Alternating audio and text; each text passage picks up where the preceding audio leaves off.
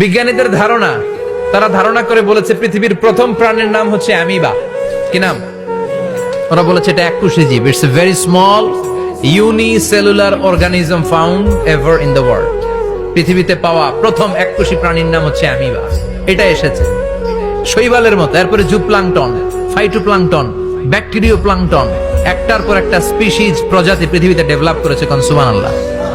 এই পানির কথা কোরআনের ভেতরে বলে দিল কে? এজন্য আল্লাহ বললেন ওয়াল কোরআনিল হাকিম, বিজ্ঞানময় কোরআনের শপথ। এই কোরআনটা বিজ্ঞানের ঠাসা। এই কোরআন আশ্চর্যের শেষ নাই। এই কোরআন কোনোদিন পুরাতন হয় না।